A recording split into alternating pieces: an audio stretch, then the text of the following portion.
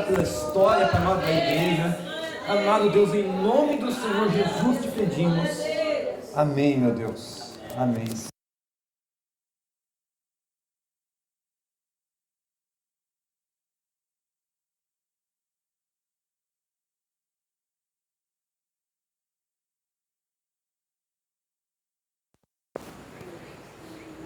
Aleluia. Amém, irmãos? Amém. Glórias a Deus. Amém. Laodiceia, irmãos, é a era que nós vamos estudar nessa noite. Amém?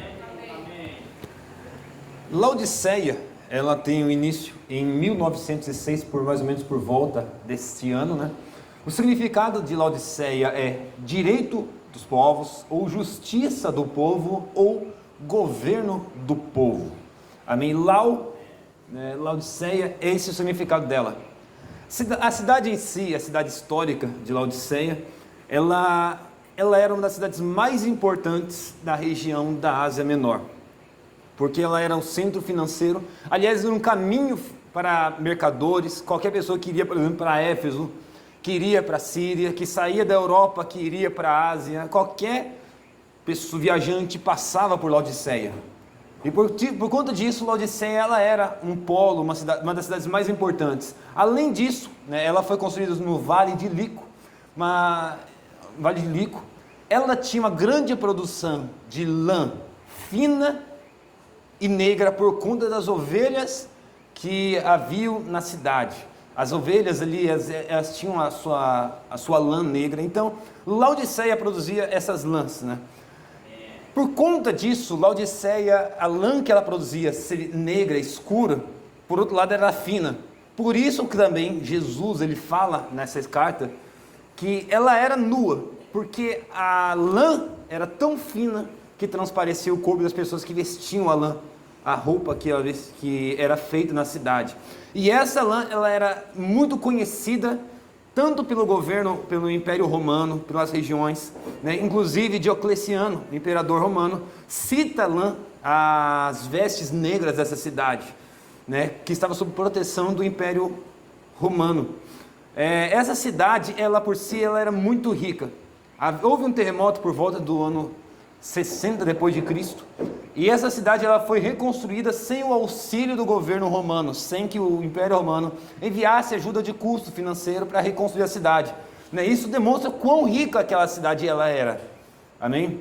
Além disso, esta cidade ela era um grande polo de estudos na medicina, em especial o oftalmologia, né?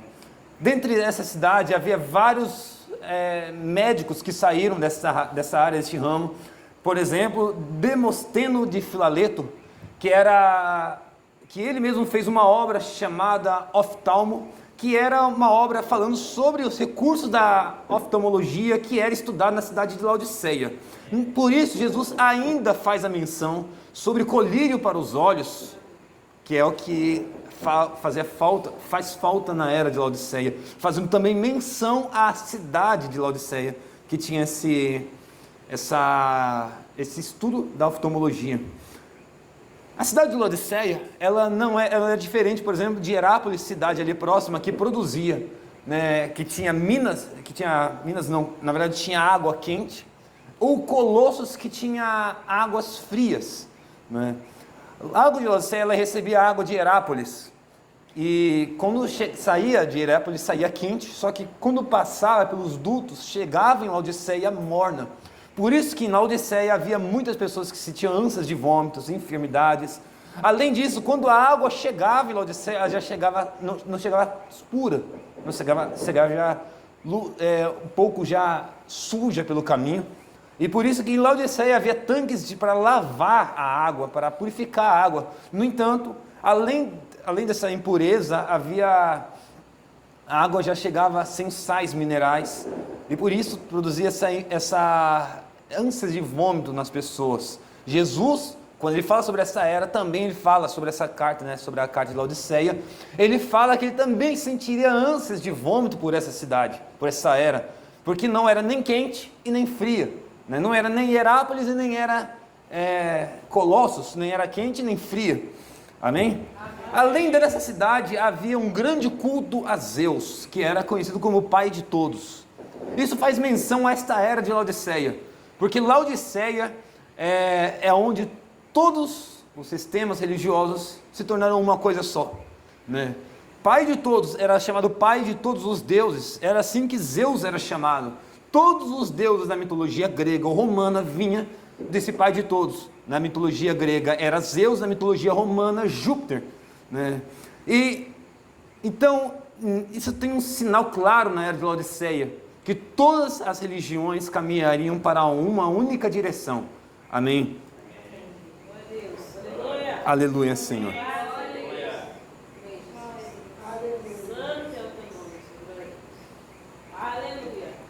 Em se tratando sobre a era de Laodiceia, irmãos, a era de Laodiceia, como nós já falamos, tem por significado direito, justiça e o governo do povo. Amém? O que isso contrapõe com o governo de Deus, né? Jesus mesmo disse o seguinte: ninguém pode me chamar Senhor se não faz o que eu mando, se não fizer o que eu digo para fazer. Quando se trata da era de Laodiceia, esse direito do povo, ele se contrapõe à teocracia, ou seja, ao governo de Deus na vida das pessoas. A era de Laodiceia é marcada pelo governo do povo, pelo povo nas eleições, pedindo seus direitos, e contrapartida, a falta de rendição a Deus, a falta de submissão à palavra de Deus. Todos têm os seus direitos, todos têm suas opiniões. Além disso, entra o relativismo nessa era, que é cada pessoa tem a sua opinião, cada pessoa tem a sua própria verdade, e que o relativismo prega que nós precisamos aceitar a verdade que cada pessoa tem.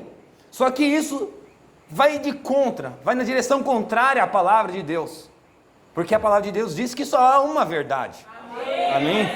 Jesus, em João capítulo 14, ele diz que eu sou o caminho, a verdade. Quando diz a verdade, ele está usando um artigo definido, ou seja, não existe uma outra verdade, não existe um outro caminho, não existe uma outra vida a não ser Cristo Jesus. E é isso que Laodiceia prega o contrário. Laodiceia enfatiza o direito do homem. O homem já não é mais o Deus no centro de todas as coisas, mas era o homem no centro de tudo. Assim como lá em Sardes. O que nós podemos pegar na era de Laodiceia aqui? O seguinte: a era de Laodiceia é o esgoto de todas as eras. Por exemplo, na cidade, todos nós usamos os vasos sanitários, tomamos banho, e aquela água ela é destinada para o esgoto. Laodiceia é o esgoto de todos os defeitos, de todas as eras, culminam e se encontram na era de Laodiceia. Desde Éfeso, Esmirna, Pérgamo, Tiatira, Sardes, Filadélfia, e tudo isso vai terminar em Laodiceia. Laodiceia é o esgoto. É o esgoto a céu aberto, é a sujeira, é a impureza. E por exemplo, em Sardes, houve um outro movimento se contrapondo ao movimento da Reforma Protestante, que foi o movimento iniciado que era o antropocentrismo, que era, meu Deus do céu, agora fugiu o nome, vocês se lembram, irmãos? Agora surgiu o nome desse movimento, mas que era o homem sendo colocado no centro de todas as coisas, o homem no centro da filosofia, o homem no centro da medicina, tudo era o homem no centro. E isso termina em Laodiceia. Laodiceia agora é o homem, o ser humano, o povo tomando o lugar de Deus.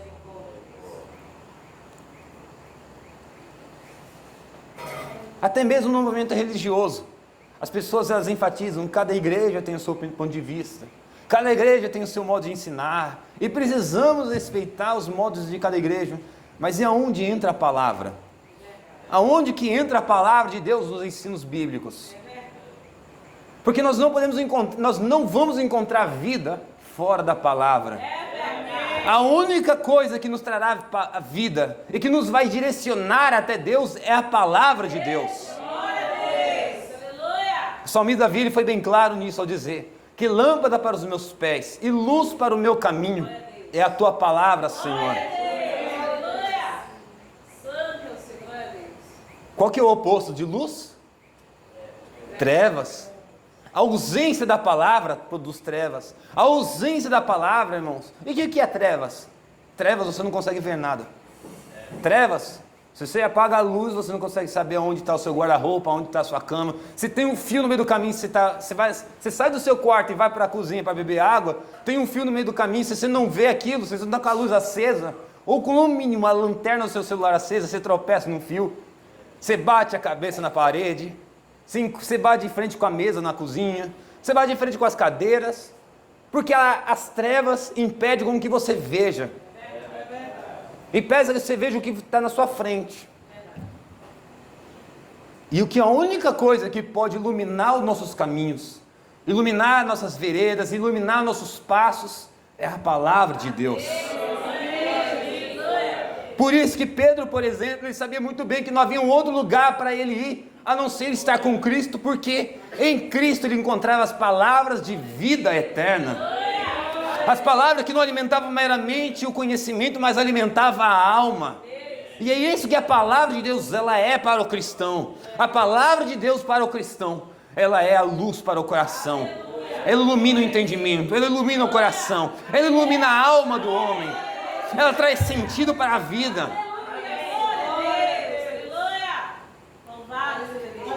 Aleluia, Senhor.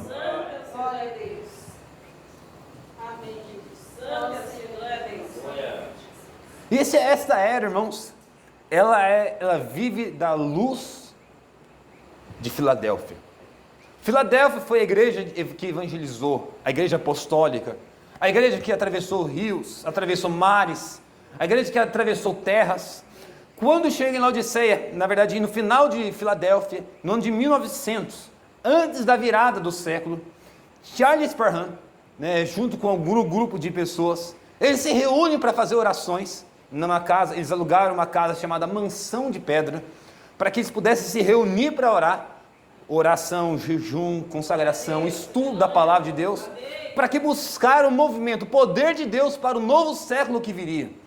Nisso então se reúnem e passam por horas e horas de oração. Separaram um quarto com o nome Torre de Oração. Ali, todas as pessoas que entraram ali para estudar naquela casa, oravam por volta de 3 horas por dia.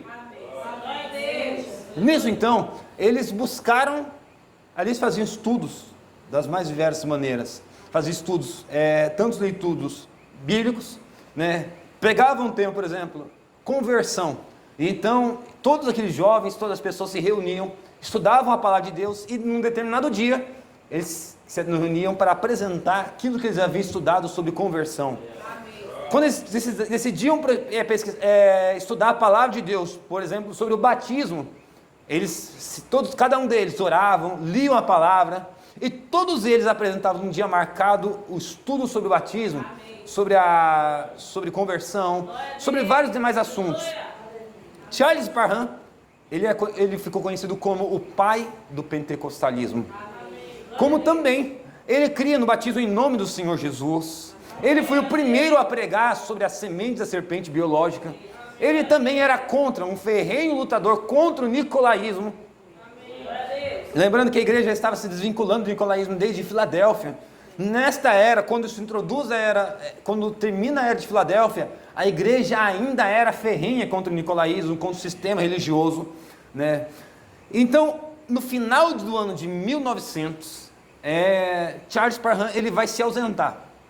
E ele decide reunir esses jovens para estudar. Ele já havia estudado vários estudos sobre várias questões bíblicas. E então, para buscar batismo com o Espírito Santo, eles decidiram fazer o estudo. Qual que é a evidência do batismo com o Espírito Santo? E ele, antes de se ausentar, ele pediu para que os estudantes pesquisassem na palavra, lessem a palavra, qual seria a evidência. Então Charles Parham, ele vai em viagem, sai em viagem, e quando ele volta, eles fazem essa reunião, e todos eles apresentaram como evidência do batismo com o Espírito Santo, o dom de línguas.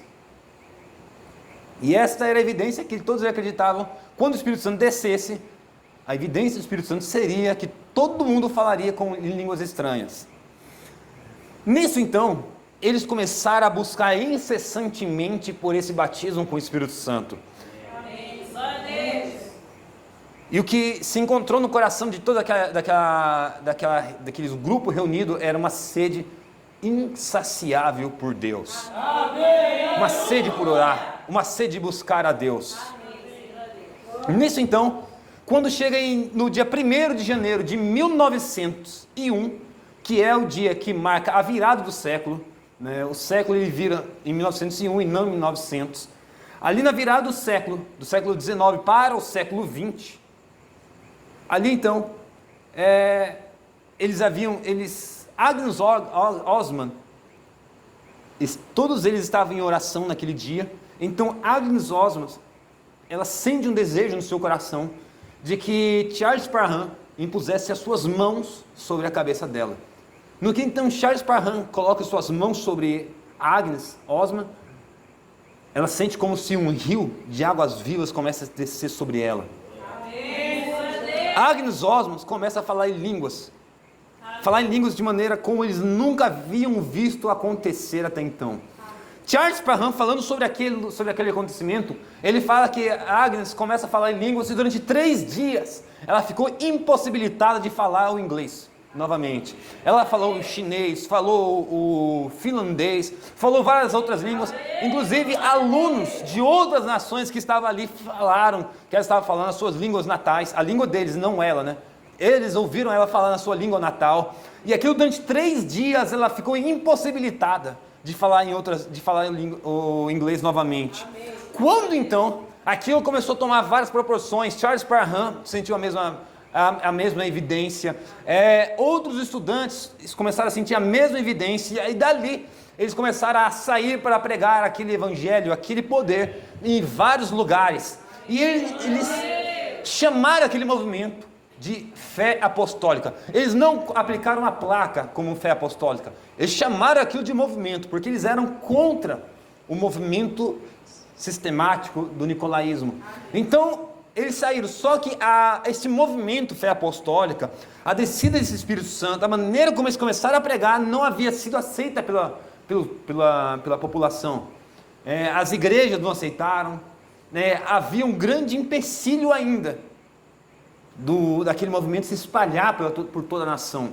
Então, quando Charles Parham, em 1905, ele se muda para Houston, Texas, e ali ele começa a ensinar novamente, fazer uma nova escola, né, aquela chama ainda ardia em seu coração. E nisso, um dentre vários estudantes que vieram para aprender, para orar e para buscar esse poder, foi o William Seymour. Esse William Seymour, ele era um homem negro, pobre, ele era cego de um olho, e era um rapaz muito humilde. Nisso então, eles começam a orar. William Seymour, ele é convidado para pregar em Los Angeles, numa igreja, uma pastora convida o William Seymour para pregar em Los Angeles. Nisso, William Seymour, que ainda não havia tido a experiência com o Espírito Santo, como eles acreditavam, ele vai até Los Angeles e começa a pregar sobre a necessidade de uma experiência pessoal com o Espírito Santo e a necessidade de falar em línguas. Nisso ele começa a pregar sobre Atos capítulo 2, versículo 4.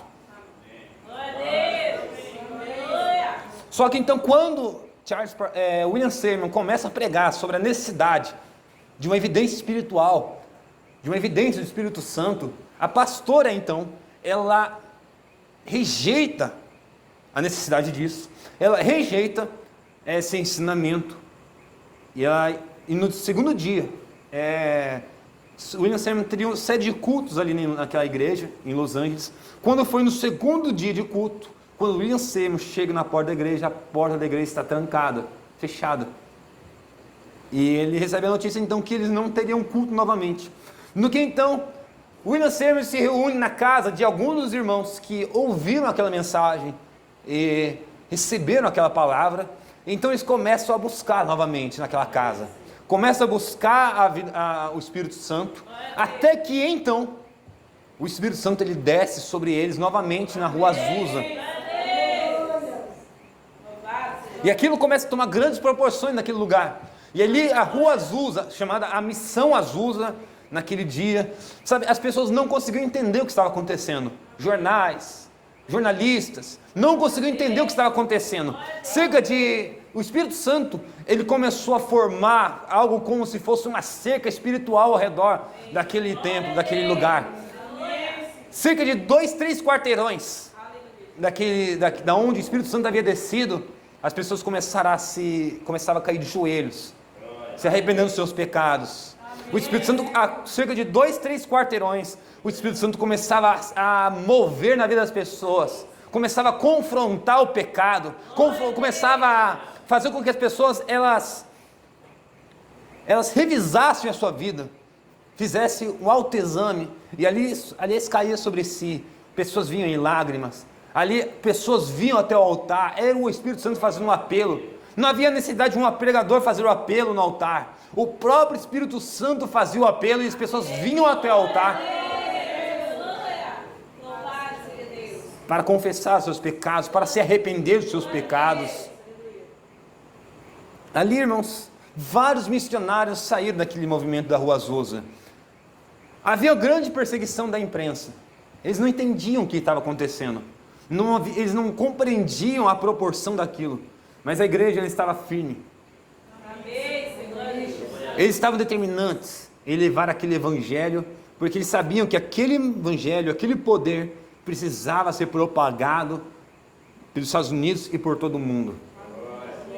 Lembrando, irmãos, que é o seguinte, o movimento da Rua Azusa não é algo de Laodiceia, mas é aquilo que desde Filadélfia, a lâmpada, a luz que havia sido acesa em Filadélfia, estava brilhando.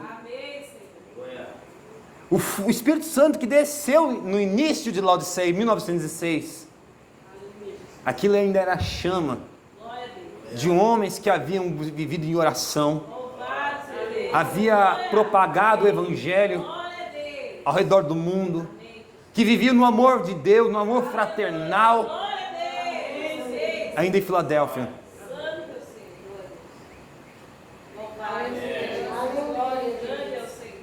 E aquilo foi tão grande, irmãos, a proporção daquilo foi tão grande que um historiador certa vez disse que a igreja havia redescoberto novamente o sangue de Cristo. Havia um amor tão grande sobre a igreja naquele período, que eles não sentiam a necessidade de apontar os defeitos, os erros, eles não sentiam eles não havia separação entre um e o outro, tudo era uma coisa só. Tudo era um único espírito que envolvia aquele povo, que envolvia aquela igreja, que vivia aquelas reuniões. Charles Parham mesmo, falando sobre esse movimento, sobre esse poder que desceu, ele dizia que o Espírito Santo era tão sensível no povo, era tão sensível, que uma única palavra que dissessem, eles sentiam que aquilo magoava o Espírito Santo. Eles corriam para se arrepender dos seus pecados. Uma única palavra, em um único tom errado, eles sentiam que aquilo estava magoando o Espírito Santo. Quando eles chegavam no culto, eles não sentiam necessidade de cumprimentar, eles não cumprimentavam as pessoas, eles iam direto ao altar. O desejo deles era que antes de cumprimentar qualquer pessoa na igreja, era primeiro ter um encontro com Cristo no altar.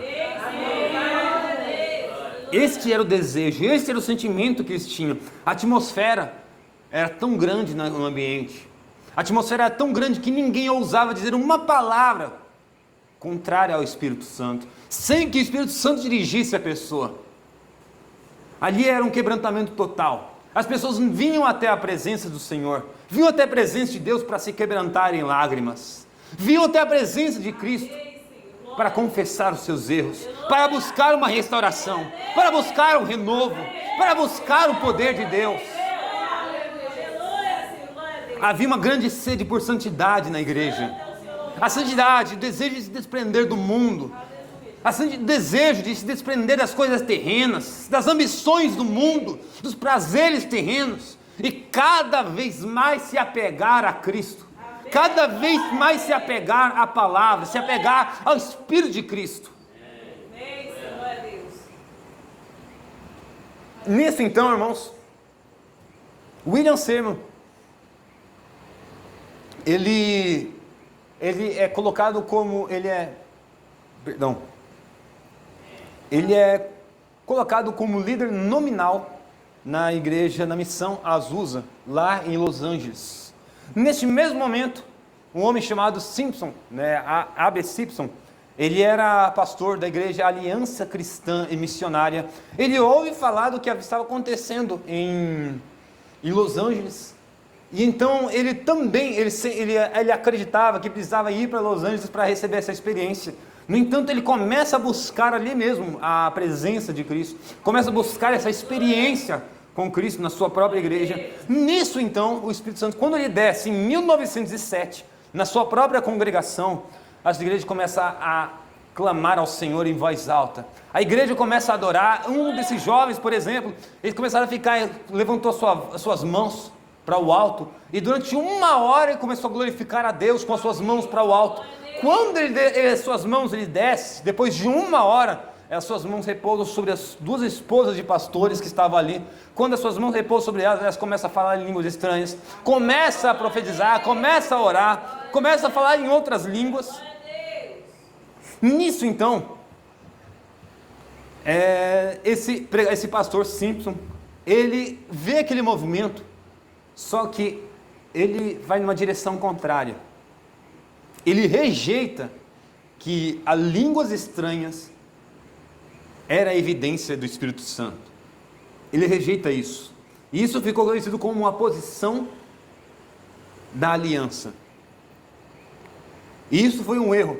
Futuramente, ele mesmo escreve uma carta para McDowell, e ele diz que eu pensei estar fazendo a coisa correta, mas talvez foi um dos maiores erros que eu cometi na minha vida.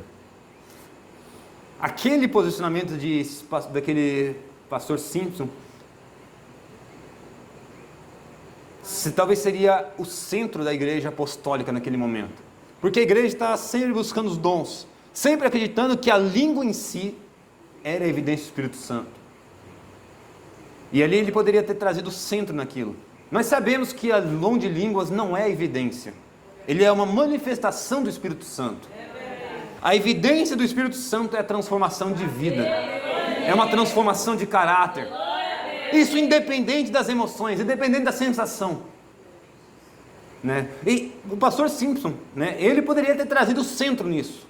No entanto, foi quando ele rejeitou isso, a sua igreja mesmo foi dividida no meio. Alguns seguiram esse movimento das línguas estranhas, e a sua própria igreja seguiu um outro caminho. Mas eles poderiam ter trazido o centro para aquele movimento que estava começando. Nesse mesmo momento, irmãos, um outro homem chamado Thomas Barrat, ele era da Noruega, e ele veio para Nova York para resolver algumas coisas pessoais. E nisso ele também ouve falar do movimento que estava acontecendo em Los Angeles. Nisso ele acreditava que precisava ir para Los Angeles para receber o Espírito Santo. No entanto, ali mesmo em Nova York, ele começa a orar durante 12 horas por dia. Durante 12 horas. Ele oração e leitura. Até que então, ali mesmo onde ele estava, ele começou a falar em línguas estranhas. Começou a receber a presença do Espírito Santo. Ele recebeu o Espírito Santo na sua vida naquele momento. E ele mesmo começou a falar que ele falou... Foi tão profundo aquela sensação, foi algo tão profundo na sua vida, que ele começou a falar em outras línguas, e para ele, o que ele tinha na memória dele, foi que ele começou a falar num barítono, começou a cantar num barítono, que ele mesmo, nas suas próprias palavras, foi algo tão lindo, que ele mesmo nunca esqueceu daquilo que aconteceu com ele. Quando então ele volta para Oslo, na capital da Noruega, e lá ele reúne, aluga um lugar, né, para que pudesse reunir cerca de 2.000 pessoas naquele recinto. E ali então, ele que foi conhecido como o apóstolo do Pentecostes para a Europa, ele reúne aquelas pessoas, e ali ele começa a levar aquele Pentecostes, levar aquele Espírito Santo que havia descido na América, começa a levar também para a Europa. Dali pastores da Finlândia, da Suécia, de vários lugares vieram para suas reuniões, e eles começaram a espalhar de um lugar para o outro aquele movimento pentecostal, aquele poder pentecostal, que ele havia tido a experiência primeiro em Nova York, e agora estava levando para a Europa. Em se tratando do Brasil,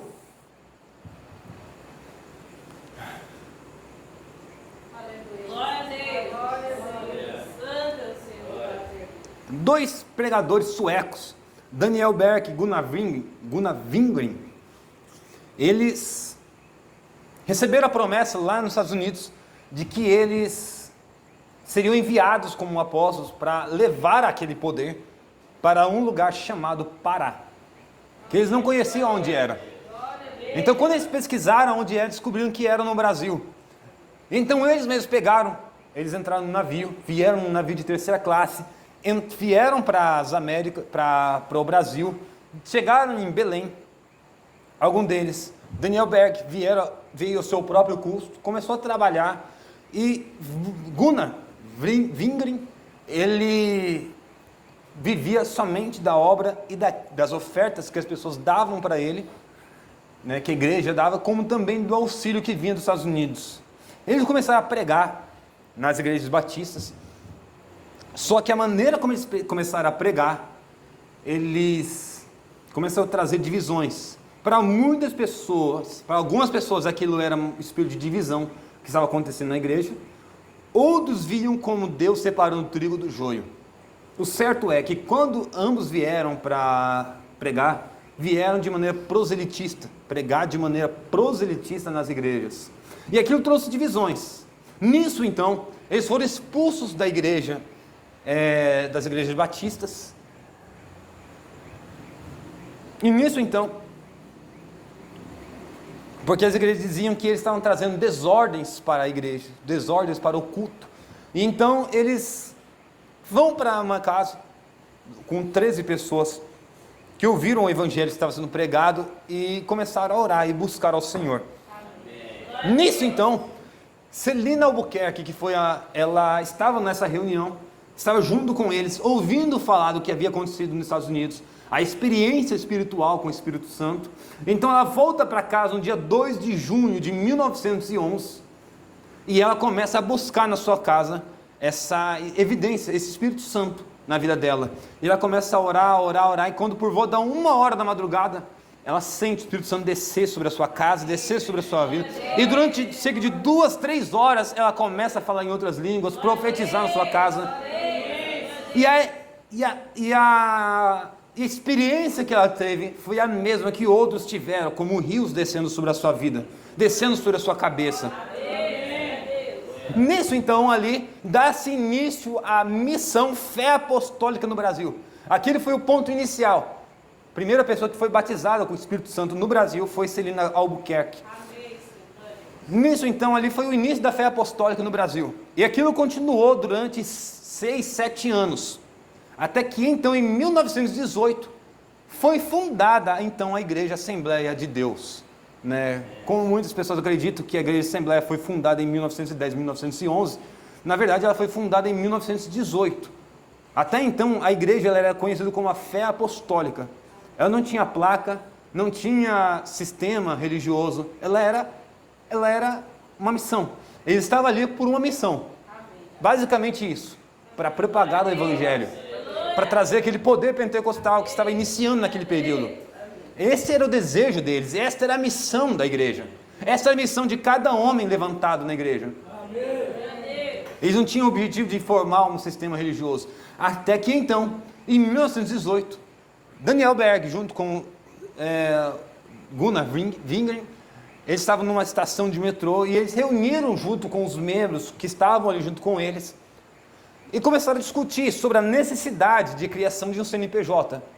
Nisso então, eles falaram como que a igreja nos Estados Unidos havia tomado grandes proporções e que a igreja lá havia tomado o nome de Assembleias de Deus. E eles ali mesmo fizeram uma eleição entre a igreja, para que eles pudessem decidir se a igreja seria a igreja pentecostal ou Assembleias de Deus, como a sua igreja irmã nos Estados Unidos havia adotado este nome.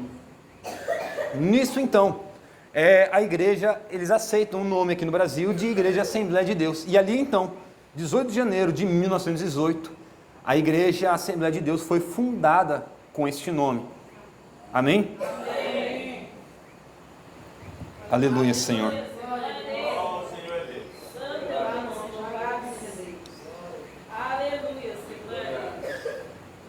Voltando novamente, né, à igreja nos Estados Unidos, ainda em 1906, William Seymour, que já era um líder nominal na igreja, né, na missão Fé Apostólica, na missão Azusa, melhor dizendo, em Los Angeles, ele começa a ter ele vê algumas manifestações estranhas na igreja. E então nisso ele manda uma carta para Charles Parham, que foi seu mentor, né, seu professor na palavra do Senhor, que instruiu ele no seu início. Nisso então ele envia a carta para Charles Parham. Neste mesmo tempo houve um homem chamado Bateman, né, ele estava ali junto com William Seymour. E William Seymour queria pôr já uma placa na igreja Missão Azusa. No que Bateman, ele era contrário àquilo. Ele acreditava que a igreja precisava seguir como uma missão, como algo, não como um sistema religioso, mas como uma igreja fora de todo o sistema. Amém? Nisso então começa a surgir a primeira divisão na igreja, ainda em 1906. Ali surge a primeira divisão. William Seymour não ouvia os conselhos nem de Charles Parham, nem de Bateman. Ele institui a igreja. E a igreja, aquele poder que havia descido, já estava se tornando um sistema. Aquela reunião estava se tornando um sistema. Até que então, em 1914, Bateman ele segue uma outra direção ainda em 1906. Ele funda uma outra igreja, que era o nome em inglês, né, uma localização da rua, que também teve a mesma proporção de poder que a Missão Azusa.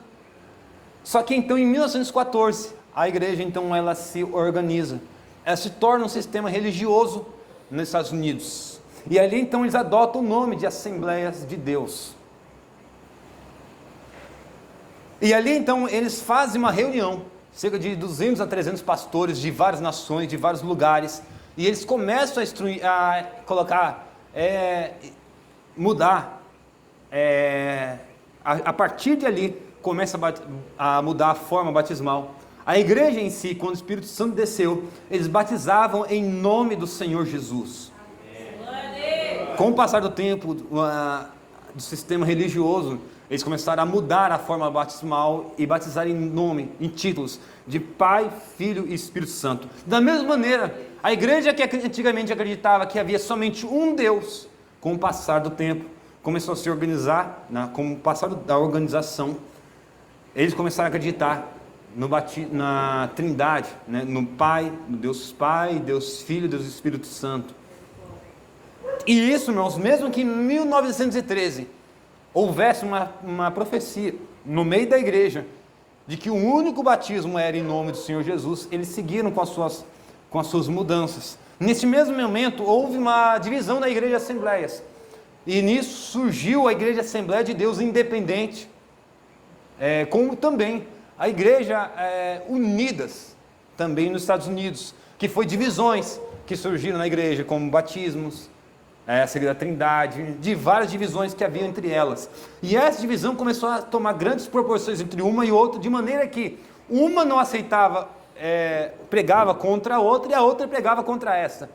Elas começaram a ter divisões radicais, de maneira que eles mesmos, seus próprios líderes, falaram que com o passar do tempo, aquele poder pentecostal começou a diminuir.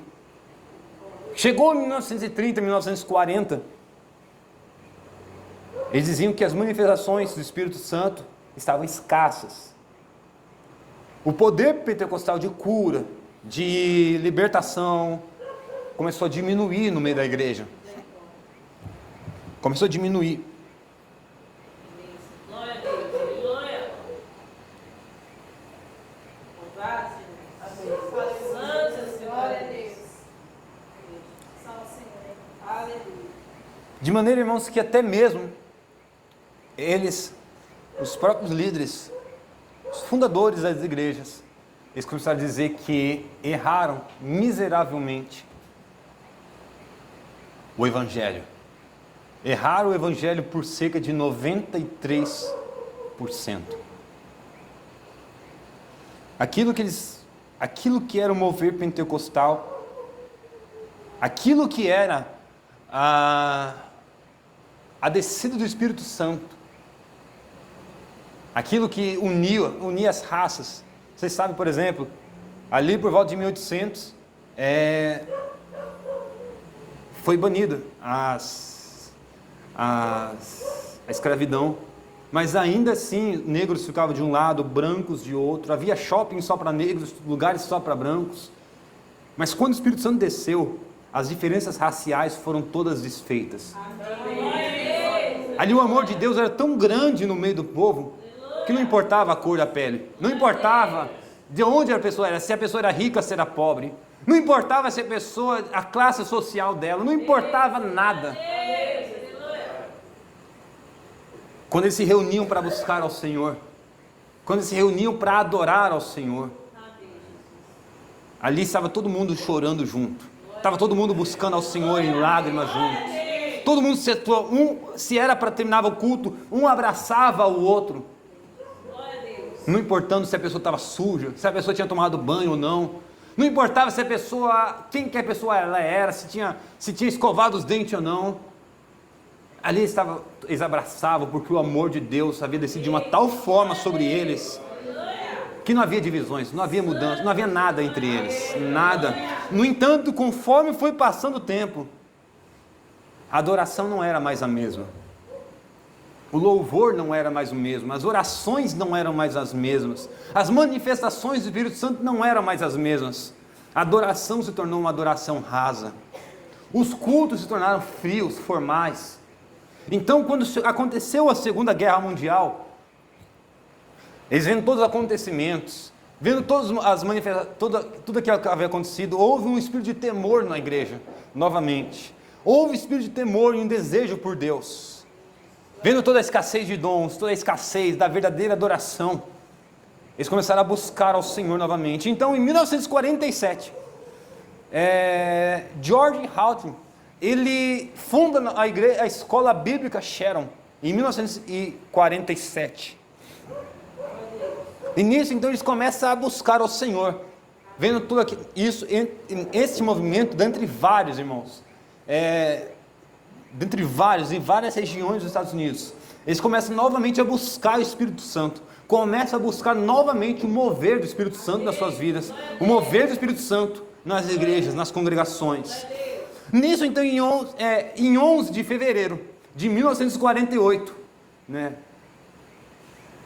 houve uma profecia na igreja, em uma das orações, das reuniões de orações, uma profecia. E então, essa profecia dizia que eles estavam à beirada de um grande movimento, de um grande avivamento de Deus. E que eles só precisavam abrir a porta. Naquele momento, George Houghton, ele se levanta e começa a falar: Senhor, nós não sabemos aonde é a porta. Mostra-nos a porta. Abra-nos, mostra-nos para nós. Eles sabiam claramente que eles precisavam fazer algo para que aquele mover pudesse vir sobre eles. Eles precisavam fazer algo precisava ser feito. Só que eles não sabiam o que precisava ser feito, eles não sabiam o que fazer. E nisso, então, no dia 12 de fevereiro, um dia depois, no dia 12 e 13 de fevereiro, num dia de jejum e oração, o Espírito Santo ele desce novamente sobre aquela escola bíblica.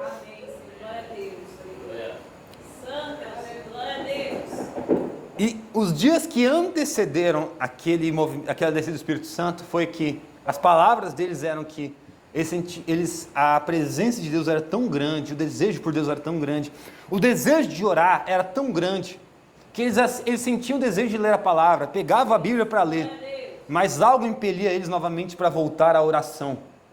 O desejo de se quebrantar aos pés de Deus, o desejo de se humilhar aos pés de Deus, o desejo de como um vaso ser quebrado nas mãos de Deus era tão grande, que se quebrantava em orações, por largas horas de orações. E ali foi descido o Espírito Santo em 1948, novamente trazendo a segunda onda pentecostal nos Estados Unidos. E dali, irmãos, surgiram vários homens de Deus, como Jack Coe, Oral Roberts, A.E. Allen, Paul Cain. E nisso também houve vários movimentos chamados de chuva seródia. Esses movimentos eles eram independentes, não eram sistemas religiosos. Porém, e eles eram separados de todo o sistema nicolaíta, de todo o sistema religioso. Eles eram completamente separados. No entanto, eles pecaram em tentar ditar regras e estabelecer regras e princípios sobre outras igrejas. Eles se achavam superiores, como eles eram separados de todo o sistema religioso, que isso era correto, nós vemos que desde o início, lá atrás, a igreja mãe, ela criou essa mentalidade no povo de que eles deveriam pertencer a um sistema religioso. E ao longo do tempo a igreja veio tentando se desgarrar disso. Até que em Filadélfia, os grandes homens de Deus não eram filiados a um sistema religioso. Cada um daqueles homens, eles eram independentes. Quando chega a era de Laodiceia, a igreja, o Espírito Santo desce também de maneira independente sobre o povo. E a organização foi o que tirou o Espírito Santo no meio deles. E a igreja, esses movimentos da chuva seródia, sabia muito bem disso. Aqui no Brasil não houve esse ensinamento. Mas lá nos Estados Unidos eles tiveram a grande percepção disso. Eles tiveram a percepção da necessidade da independência de todo o sistema religioso. Quando esses movimentos da chuva seródia, que era contrário a esses movimentos nicolaítas, eles se sentiram superiores a todos os demais. E eles começaram a querer estabelecer regras, ditar regras, estabelecer princípios. E os seus próprios legalismos trouxeram a ruína deles. Eles estavam no caminho certo. Não pertenceram a um sistema religioso. Tentar ficar o máximo com a palavra de Deus. Ficar ao máximo com a palavra. Mas estavam errados em seguir o legalismo.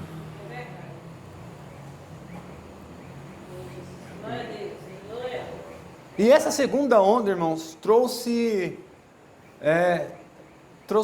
novamente, ela restabeleceu coisas como, por exemplo, os quintúplos de Efésio, né? Quando veio a primeira onda lá atrás, em 1916, eles não tinham dimensão do ministério apostólico, do ministério profético, e isso foi o que faltou para que eles se mantivessem na linha, para que eles se mantivessem no centro da palavra. Foi o que faltou naquele início. Aqui nessa segunda onda, eles já tinham conhecimento, e o quintúplo de Efésio foi restaurado novamente. Falando sobre o mensageiro desta era. Glória a Deus. Aleluia. Louvado a Deus. O mensageiro desta era veio necessariamente nessa segunda onda pentecostal. Amém, Senhor. O mensageiro dessa era chama-se William Marion Branham. Amém. Glória a Deus. Nasceu em 1909, numa cidade no interior. O seu nascimento foi marcado com uma luz que desceu dos céus. Seus pais, eles eram irlandeses e católicos, por natureza. Eles nunca tinham tido experiência nenhuma com o espiritual. Quando então eles viram seu pai, sua esposa estavam ali, eles viram a luz descer e entrar pela porta do seu quarto. De início eles acharam, seu pai achou que era o espelho que tinha na árvore, lá no quintal. No entanto, quando eles perceberam que aquela luz não era natural, ela era uma luz sobrenatural que entrou por aquele quarto, iluminou a criança durante o trabalho de parto da sua mãe. William Branham foi o mais velho dentre nove irmãos. E durante a sua vida, aos 2 anos de idade, ele já havia tido visões. Ele havia tido visões, havia tido manifestações na sua vida, mesmo ele não tendo contato com igrejas.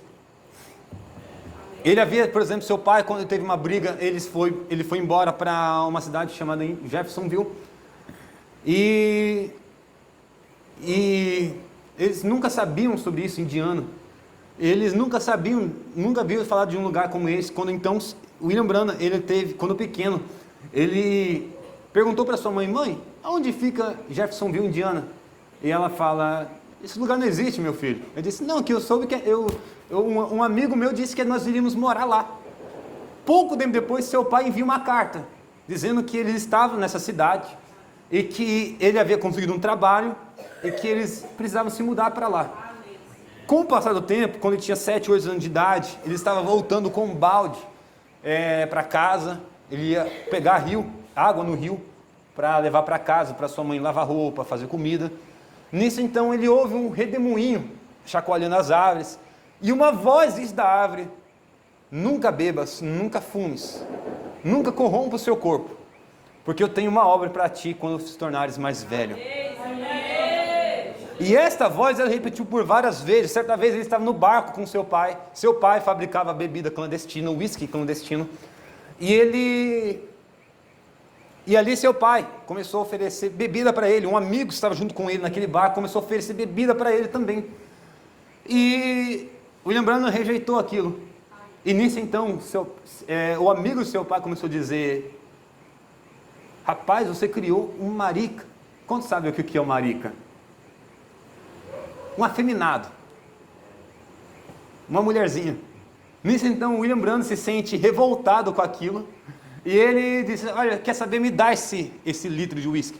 Quando ele pega aquele litro de uísque, coloca na sua boca, antes de colocar na sua boca, novamente aquele vento passa por ele. Ele ouve novamente aquela voz dizer: nunca bebas, nunca fumes, nunca corrompa seu corpo, porque eu tenho uma obra preparada para ti quando se tornares mais velho. Naquilo ele começa a chorar, ele joga aquele litro de uísque no chão e corre para longe do seu pai, chorando. Mais tarde ele encontra uma moça, e ele começa a namorar, e aquela moça,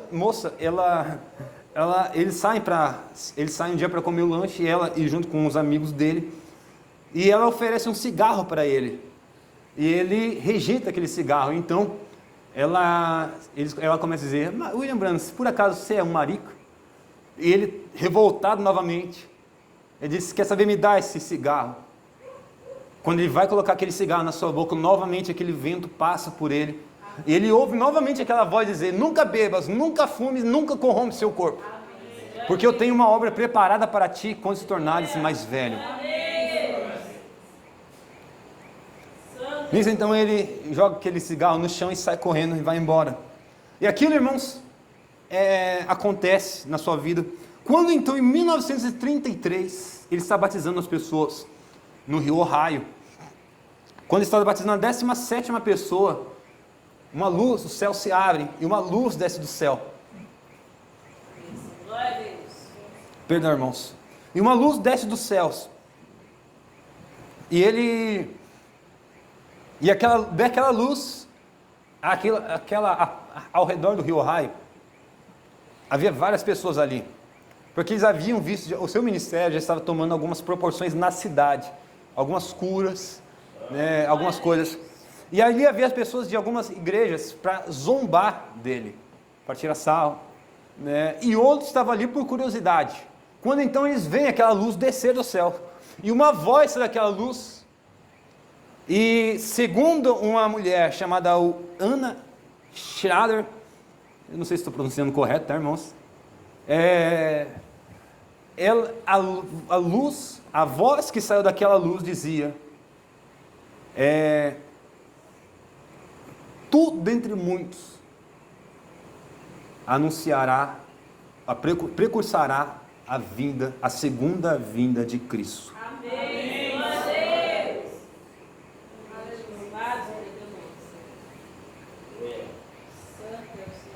Diferente de muitos que acreditam que tu será o precursor da segunda vinda de Cristo, a voz que foi dita naquele dia foi: tu dentre muitos precursará a segunda vinda de Cristo. Lembrando que é o seguinte: precursar a vinda de Cristo não estava somente sobre o ombro de William Branham, mas sobre vários homens que Deus levantou nesta era de Laodiceia.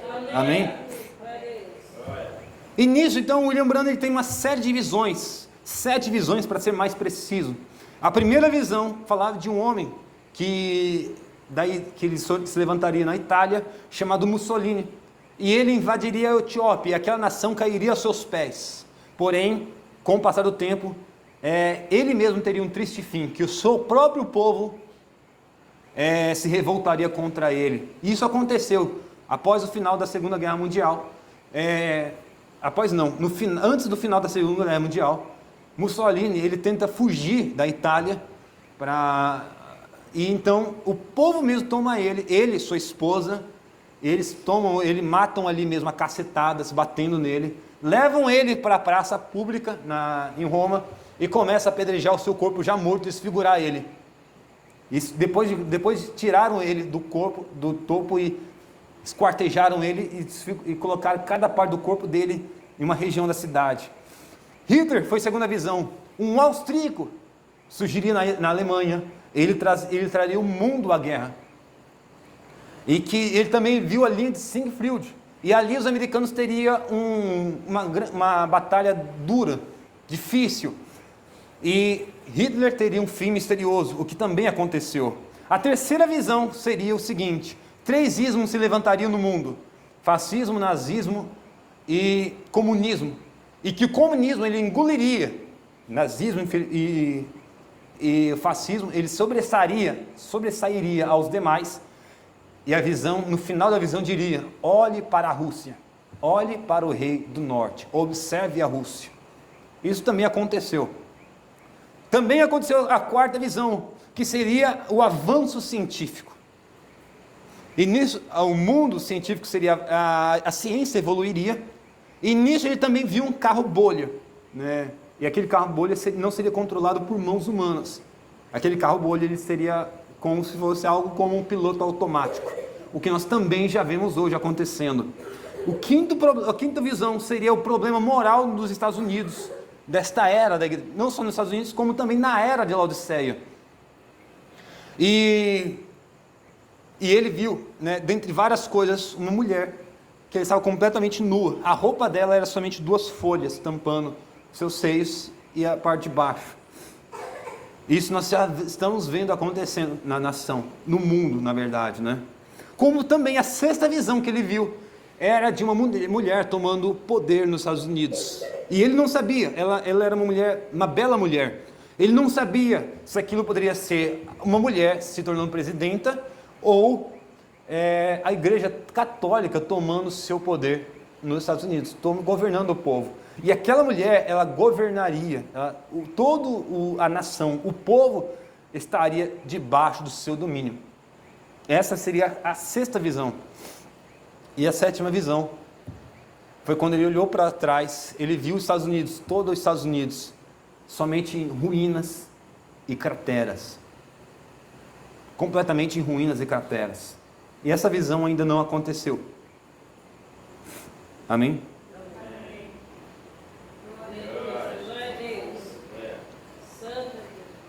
Quando então, irmãos, por volta de 1940, por ali, William Branham, ele começou a ter série de visões, algumas visões na verdade. Só que o Branham, várias pessoas diziam para ele que aquelas visões, elas eram do diabo. E que ele precisava buscar a Deus para que o diabo deixasse a vida dele. E ele acreditava nisso. Dado momento ele acreditou nisso. Ele era um homem sincero na sua vida com Deus, sincero na sua busca por Deus. Nisso então, ele começa a buscar a Deus para que Deus pudesse tirar isso dele. Nisso então,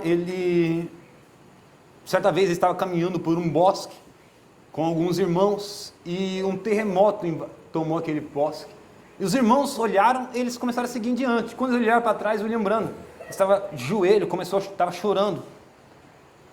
E ele começou a olhar para os irmãos que estavam ao redor dele e disse: olha, eu não posso seguir mais assim. Eu preciso buscar a Deus, uma mudança na minha vida. Então ele vai para o seu lugar de oração. Isso em 1946. E lá ele começa a orar e buscar a Deus.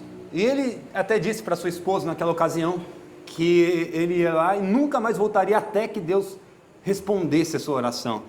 Então ele vai até lá e quando estava no meio da noite, ele vê algo como uma luz âmbar surgindo no meio da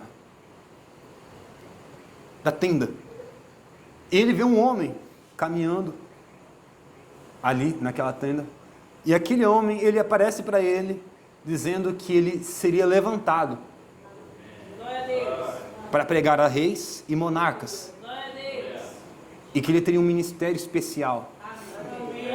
A partir dali, ele seria dado a ele 2 sinais. Assim como 2 sinais haviam sido dados para Moisés, 2 sinais seriam dados para ele. Um seria o sinal da cura e o outro seria o sinal do discernimento de corações.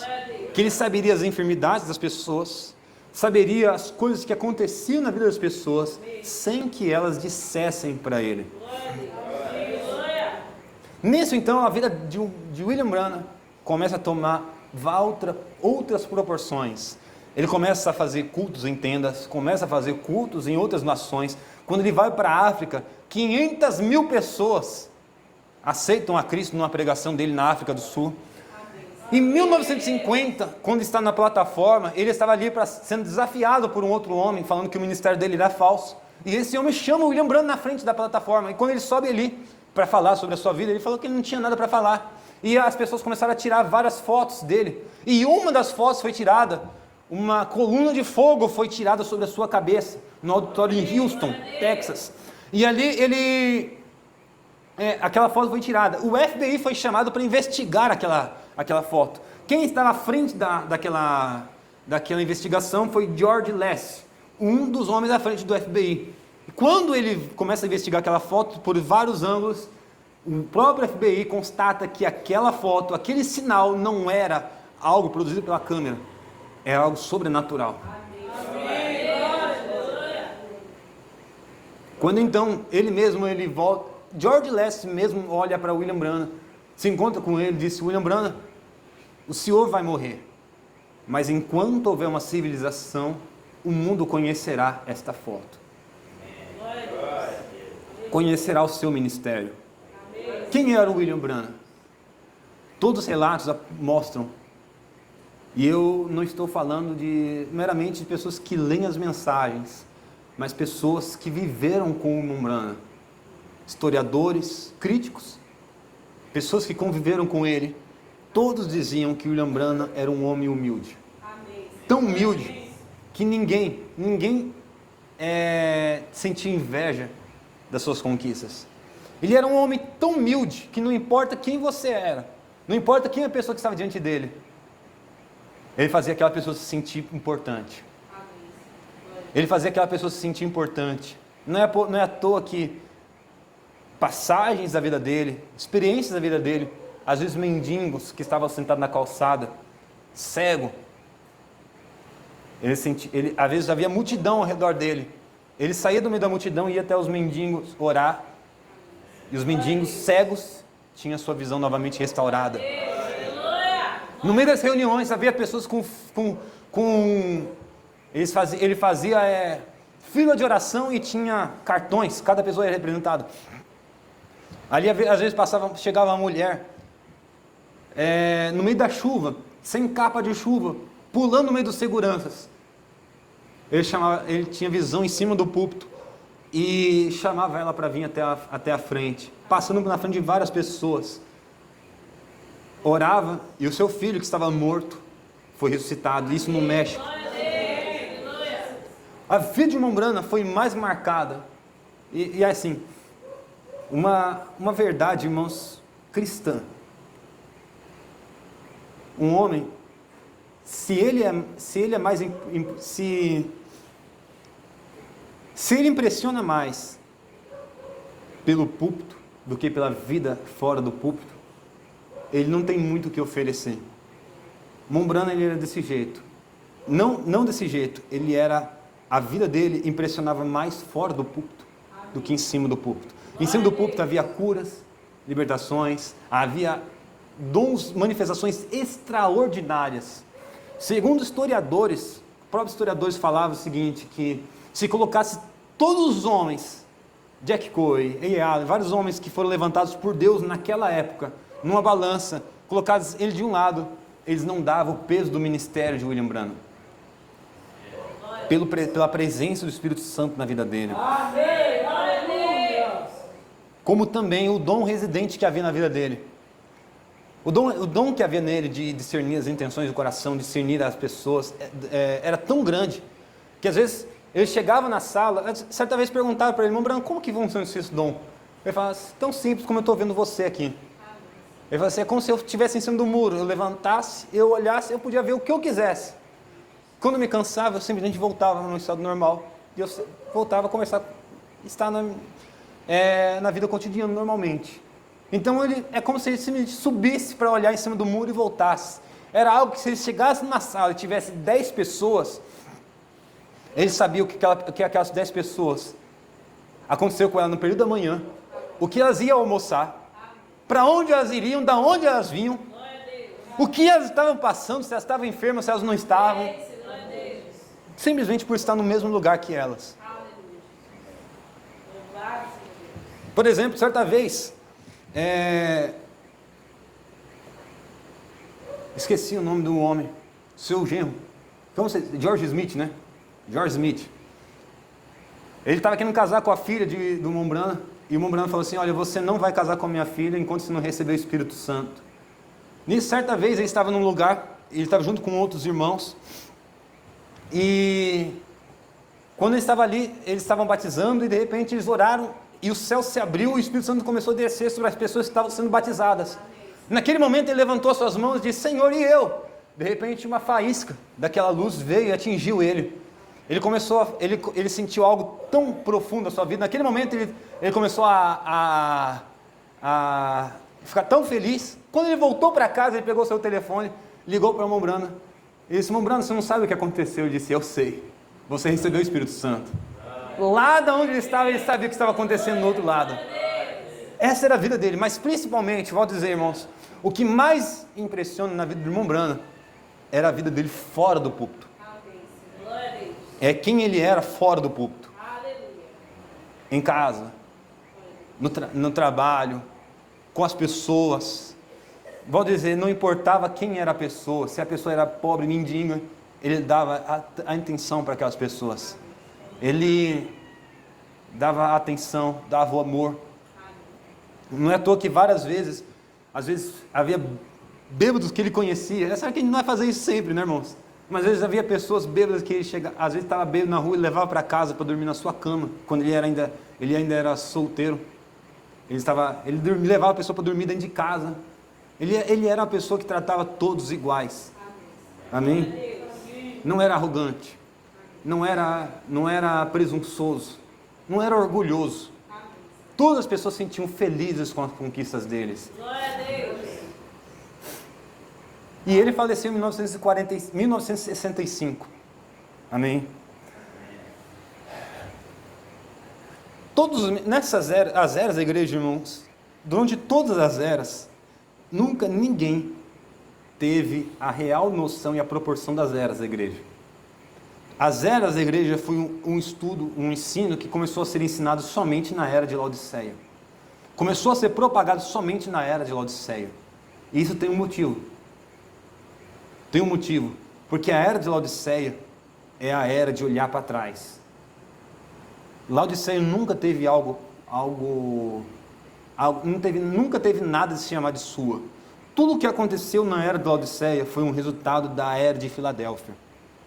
Foi a busca da era de Filadélfia. Foi o desejo daqueles homens de lá, que buscaram a Deus. E aquilo simplesmente foi como um rio, que jorrou em Laodiceia. A luz que brilhou em Laodiceia foi o resquício da luz de Filadélfia. Foi o resquício da luz de Filadélfia. E todos os 6 mensageiros, eles tinham algo em comum: apontar para o primeiro mensageiro.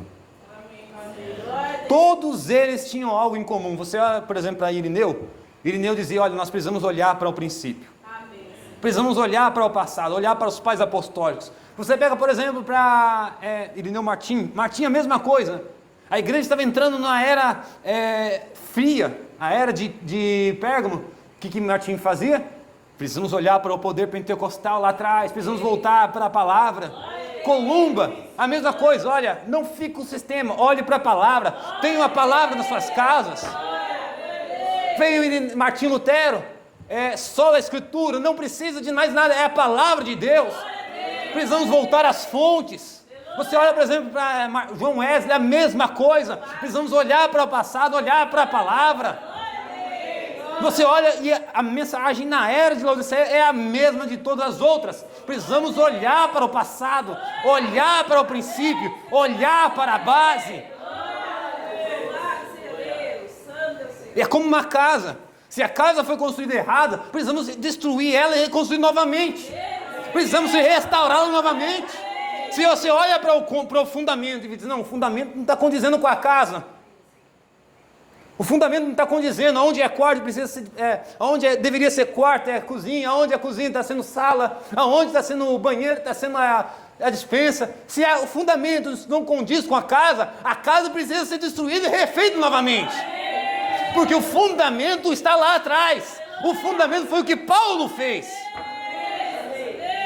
Mas o que acontece? Que com o passar do tempo, os homens olharam mais para o homem enviado por Deus do que para a palavra. Desde Martim Lutero. Os historiadores falam, por exemplo, de Martim Lutero, que o mais impressionante dele não foi ele lutar contra a Igreja Católica, foi ele permanecer no centro, tentar permanecer no centro em meio a tantos fanáticos. Esse foi o mais impressionante de Martim Lutero, foi ele permanecer no centro. Você olha que, por exemplo, nos dias de William Branham, estava acontecendo a mesma coisa. Pessoas que olhavam para o ministério dele, o ministério dele tinha grandes proporções? Tinha, era algo poderoso, como dizem muitos, que era algo tão poderoso que era como nos dias apostólicos, do movimento do Espírito Santo, poder do Espírito Santo na sua vida. Mas mesmo naqueles dias, muitas pessoas olhavam para ele e diziam que ele era Jesus. Erros que entraram. Mas uma coisa é certa, nós nunca podemos, irmãos, substituir a palavra de Deus, porque a palavra não tem substituto. A palavra de Deus não tem substituto. Aleluia, glória a Deus. Santo é o Senhor, louvado seja Deus. Aleluia. Louvado seja Deus. Santo é o Senhor. Sabe por quê? Cada igreja tem algo que se orgulhar. E aqui eu digo principalmente para nós. Cada igreja tem algo que se orgulhar. Uns dizem, nós somos a primeira igreja do Brasil. Outros dizem, nós somos a maior igreja do mundo. Outros dizem, não, mas nós somos isso. Nós não temos muito o que nos orgulhar, irmãos. A única coisa que nós podemos fazer é olhar para a palavra. A única coisa que nós podemos fazer é olhar para a palavra de Deus. Nós não podemos dizer que somos a primeira igreja do Brasil, porque nós não somos. Não podemos dizer que somos a maior igreja do mundo, porque nós não somos. Mas nós podemos olhar para a palavra, porque esse é o único que importa. É a única coisa que importa.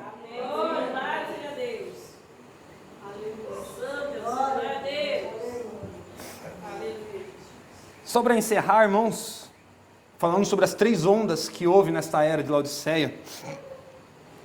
A primeira onda foi a chamada onda pentecostal clássica, que foi entre 1901, foi quando o Espírito Santo desceu sobre Agnes Osman pela primeira vez lá atrás. E isso depois teve novamente um renovo em 1906, e dali tomou grandes proporções. Aquele movimento em 1901, ele foi propagado por vários grupos, entre eles os grupos evangélicos Holiness, que teve início com John Wesley. John Wesley teve início com ele, esse grupo chamado Holiness, que teve grandes proporções entre os negros nos Estados Unidos, e isso, né, que tem sua maneira de culto em si. E a ênfase nessa primeira onda pentecostal nos Estados Unidos foi a volta de Cristo, a iminente volta de Cristo. Todos eles acreditavam que o Espírito Santo estava descendo sobre eles para pré-anunciar, para preparar a igreja para a vinda de Cristo, como também era uma vida de renúncia. Isso era algo que eles pregavam, renúncia ao pecado, renúncia ao mundo, como também orações profundas, largas horas de orações, a fuga do nicolaísmo, como também a modéstia e o poder na vestimenta, no falar, no agir. Amém? A segunda onda pentecostal foi aquela descida por volta de 1940, após a Segunda Guerra Mundial, que dentre eles houve vários homens, como Jack Coe, Oral Roberts, E. Allen e o mais proeminente dentre todos, William Marion Branham. Seu ministério ganhou grandes proporções nesta segunda onda pentecostal.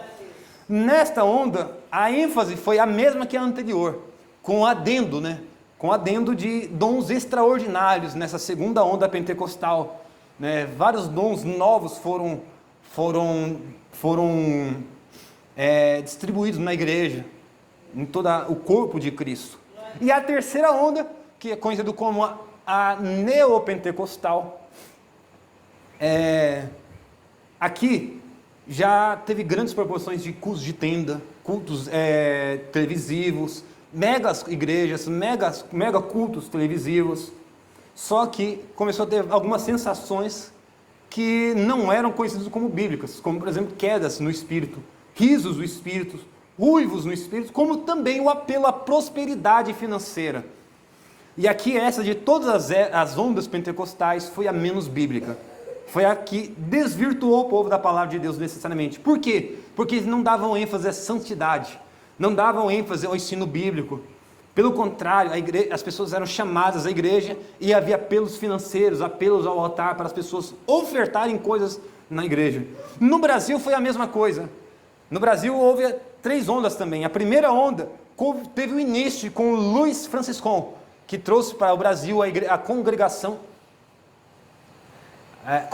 Cristã do Brasil, em 1910. Também em 1911, Daniel Berg, Gunnar Wingen, trouxe para o Brasil a missão Fé Apostólica, que posteriormente ganhou o CNPJ, né, de Assembleias de Deus. Essa foi a primeira onda no Brasil. A partir dessas grandes... O Brasil, que até então era majoritariamente católico, né, pelo ensino dos jesuítas aqui no Brasil, também pela imposição da igreja do Império Romano, né, aqui então o Brasil começa a mudar a sua chave, e começa a mudar e ganhar o cristianismo protestante, né, começa a crescer no Brasil, né, as igrejas evangélicas, igrejas protestantes. A segunda onda pentecostal é por volta de 1950, quando então o grande movimento de tendas começa a ganhar outras proporções. Aqui então surgem igrejas como Quadrangular, Brasil para Cristo e a Igreja Deus é Amor, que também tem as ênfases em curas, batismos e expulsar os demônios. Então quando vem a terceira onda pentecostal, vem a terceira onda, a mesma coisa dos Estados Unidos, prosperidade, bem-estar terreno em contrapartida da vida espiritual, exorcismo de demônios, até mesmo práticas do ocultismo. Práticas do ocultismo é introduzida na igreja, né? E também não é ênfase na santidade. Não há ênfase na santidade no ensino da palavra de Deus. Pelo contrário, né? E aí então, de todas as ondas pentecostais, a terceira onda é a menos bíblica e a mais fraca espiritualmente. Teve grandes proporções, cresceu muito, com a igreja Mundial da Graça, Universal do Reino de Deus e várias outras igrejas, mas que não teve um parâmetro bíblico, como deveria ser. Amém, irmãos? Amém, irmãos? Ficou muita coisa ainda de lado, né? Mas Deus, Ele sabe de todas as coisas. Amém? Vamos nos pôr de pé, falar com o Senhor.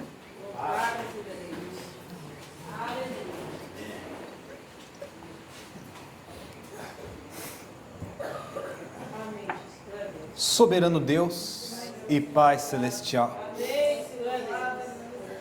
Senhor, uma vez mais, Pai amado, terminamos mais um ensino, um estudo da Tua Palavra, Senhor, e oramos, meu Pai, que o Senhor venha nos ajudar, Pai amado, a nos manter na Tua Palavra, Senhor, que possamos, ó Deus, fugir de todo espírito de divisão, fugir, ó Deus, de todo espírito, ó Deus, sectário, todo espírito, ó Deus, e possamos, Pai amado, estar em Tua Palavra somente, Senhor.